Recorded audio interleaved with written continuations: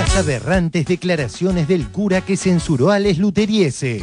Mucho más que una anécdota. Un verdadero escándalo en Mendoza. Un sacerdote interrumpió un show en la fiesta del Chivo, en Malargüe, ante 9.000 espectadores. ¿Qué hizo? Subió al escenario y puso fin a la actuación porque él entendía que estaban agrediendo a la religión católica, sobre todo con el tema de la castidad. ¿Qué me dices del voto de castidad? Nada, yo voto en contra. Y para colmo yo, que trato de no pensar en estas cosas, tengo que cantar esto.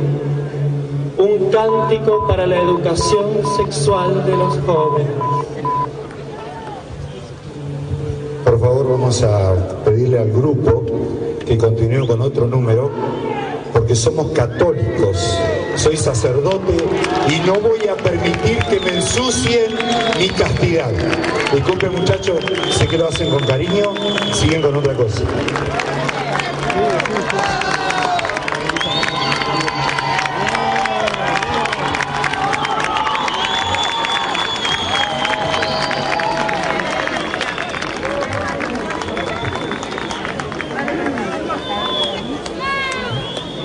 Vamos con una cuequita, muchachos.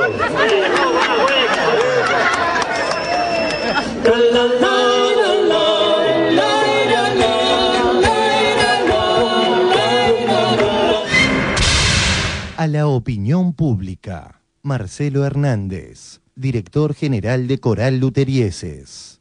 La semana comenzó con una noticia que nos inundó de lágrimas el alma. La muerte de María Elena Walsh. María Elena publicó en agosto de 1979 en el suplemento Cultura y Nación del diario Clarín una nota que tituló Desventuras en el país Jardín de Infantes.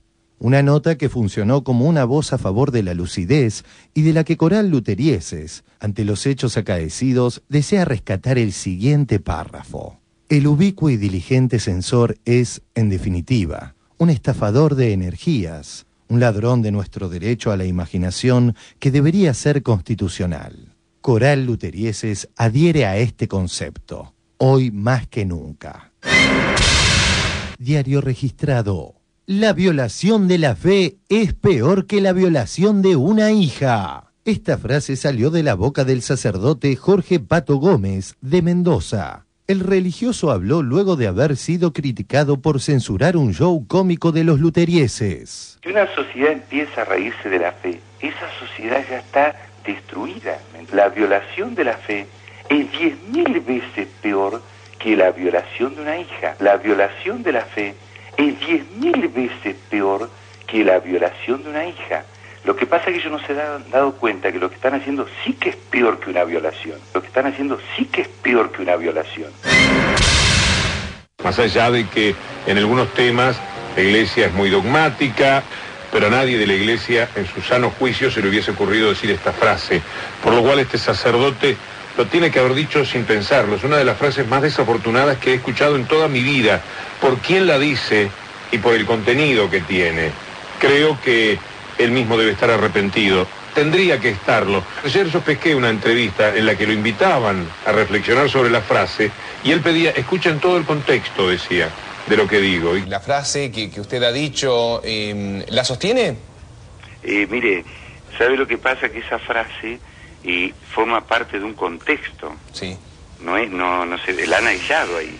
Mucho más larga la conversación. Pero, bueno, ¿qué quiere decir con esto? Porque la verdad es que... Claro, yo rechacé, o sea, esto están mintiendo, están mostrando una partecita de eso, ¿no? Pero violar la fe, ¿es 10.000 veces peor que abusar de una hija? Las dos cosas son terribles, amigo. Pero usted dijo que una cuestión es peor que la otra, padre. Mire, escúcheme, escuchen todo el contexto. Sí. Pero aún... Ese es el problema de los medios, te sacan de contexto y entonces te hacen decir otra cosa. Padre, la violación de la fe es 10.000 veces peor que la violación de una hija. Ese es el problema de los medios, te sacan de contexto y entonces te hacen decir otra cosa. Padre, argentinos, a través de este medio, escuchen, las dos cosas son una aberración. Entonces corrige esa frase. No corrijo. ¿Qué otro contexto hay para lo que está señalando allí? Es muy clara la frase, no tenés manera de arreglarlo. Padre, a ver, violar la fe ¿Para usted es 10.000 veces peor que abusar de una hija? ¿Usted me está tomando el pelo? Usted dijo exactamente esa frase. ¿Qué le acabo de decir? Usted acaba de decirme que es igual. Claro, las dos cosas son rechazables, son una aberración. Entonces, ¿corrige la frase anterior? Escúcheme, amigo, ponga todo al aire. Las dos cosas son rechazadas por Dios, son una abominación. Tanto la violación de una hija como la violación de la fe. Pero no una peor que la otra. ¿Usted me está escuchando o está queriéndose escuchar? Simplemente lo único que queremos saber es si la sostiene o la corrige. Escúcheme, usted está escuchando, y quiero decirle a todos los argentinos a través de su medio, las dos cosas, la violación de una hija y la violación de la fe, son totalmente rechazables. Entonces ¿Quedó claro? no la corrige. No, no quedó claro. No. Gracias, muy buenos días. Buen día. Nos llegó un mail de 2 periodistas de Malargüe del que surgen graves cuestiones y coloca al tema en categoría superior a la simple anécdota. He aquí un extracto. Estimados y admirados colegas, soy un fanático seguidor de 678 junto a mi esposa Marta, por mi condición de socialista acá y próximo a sumarme a las filas de un proyecto político que en este extremo sur de la conservadora Mendoza brilla por su ausencia. Marta y yo somos solitarios luchadores en un Malargüe donde empieza ya la Patagonia y con medio habitante por kilómetro cuadrado. Este es el lugar donde el PJ Anti-K sigue gobernando como patrón de estancia, dictando normas para condicionar los derechos de la gente y, sobre todo, poniendo la Biblia por encima de la Constitución. Mi hijo Ariel, que es músico, trajo a Malargüe por primera vez a Víctor Heredia y también lo hizo la semana pasada. Al día siguiente de lo ocurrido con este pseudo sacerdote, volvieron a faltarle el respeto a Víctor, haciéndolo cantar cuando ya no quedaba gente. Víctor Heredia ya estuvo aquí, ya tuvo problemas con la iglesia. Les pido que nos ayuden a que todo esto se sepa, que Malargüe es una verdadera madriguera de nazis, pero que hay francotiradores que les estamos haciendo frente. Estamos aquí. No podemos irnos porque no tenemos recursos, de manera que no nos queda otra que luchar para que la Revolución Francesa llegue de una buena vez. Alguna gente se está sumando. Algunos pensadores de carta abierta están prestando atención. Malargüe no es un pueblo menor, es un campo de pruebas. Es el lugar donde el clericalismo medieval, aquí el cura Ramiro llegó a decir que el Concilio Vaticano II fue obra del Kremlin y que Juan XXIII fue un infiltrado soviético. Si quieren creerme, créanme, se enseñorea impunemente. Vean si no la soberbia esa de subirse al escenario, sacarle el micrófono a un tipo, etc. Alguna vez, desde el púlpito, el padre Ramiro, mentor del tal Pato, llegó a denostar a mi profesora de yoga porque el yoga es una práctica que corresponde a otra religión. Sí, se niega a bautizar a los chicos si los padres no están casados. Cuando fue la sanción de la ley de matrimonio igualitario, los curas lograron sembrar el pánico. Al igual que operadores de la TV que meten miedo por cosas que no existen y generan paranoias a las que ustedes sabiamente radiografían a diario, hubo gente que, casi llorando, llegó a manifestar de viva voz que esto no puede ser. Ahora solo falta que me obliguen a casarme con mi hijo. Como si esa ley fuese una obligación para los heterosexuales y no un derecho de los homosexuales. Estamos, Marta y yo, a disposición para mantenerlos al tanto de lo que pasa. Pero no tomen al caso del padre Pato como una anécdota de pueblo. Es más grave la cosa.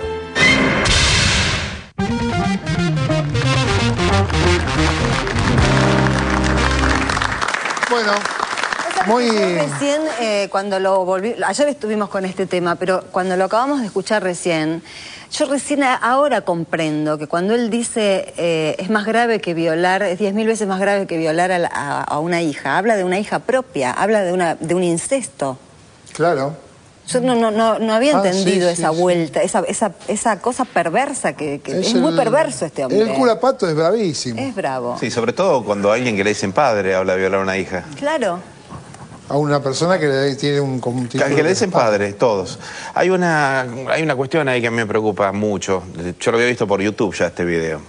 Uno es que hubo un sector del público que aplaudió. Sí. Un acto de censura. Casi caricaturesco, ¿no? Pero también arquetípico. De manera que cuánto de cultura política liberal falta en la sociedad. Lo otro preocupante es que el grupo, pero bueno, eso es comprensible, fue una situación inesperada, seguramente que el grupo haya concedido a ese acto de censura y haya salido con una cuequita. Vamos con una cuequita. Vamos, festivalera y paisajística, que esto no molesta a nadie.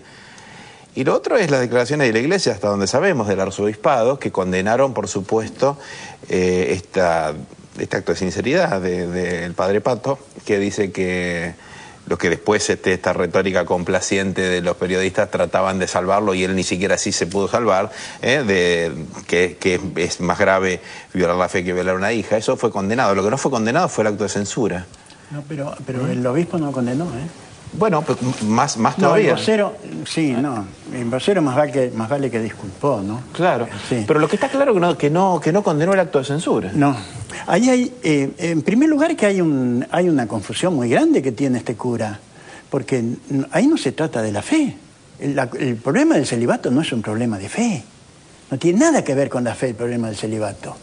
Celibato es simplemente una legislación que puso la Iglesia, nada más. Él dice, no ensucien mi castidad. Bueno, a ver, eso es una cosa, pero está hablando de la violación de la fe.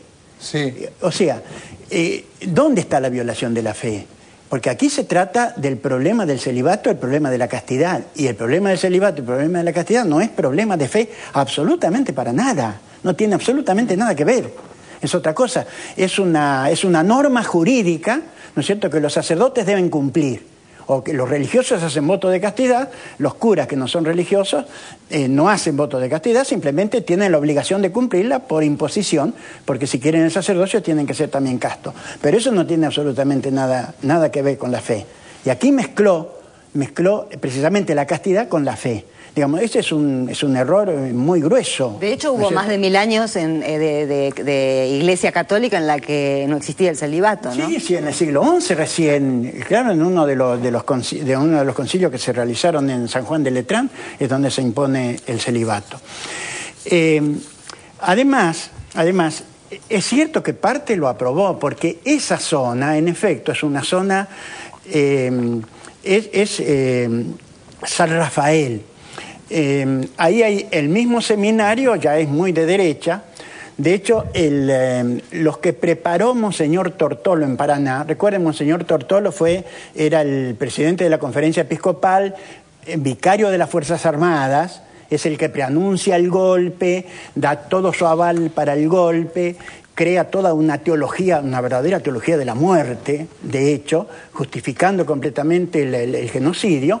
Bueno, la gente que preparó él, cuando Tortolo debe dejar la arquidiócesis de Paraná, sucedido por Carlic, la gente que él preparó va precisamente a San Rafael. O sea, hay bolsones. Hay un bolsón de derecha muy fuerte.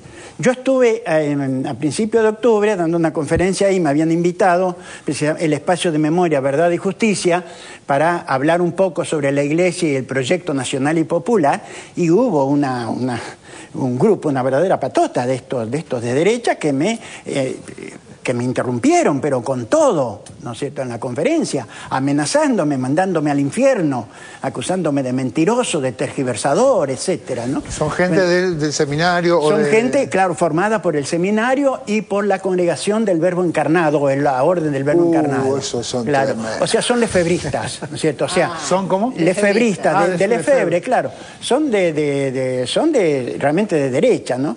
Ahora, lo que hay que ver, lo que realmente debe preocupar es que hay una teología, de hecho,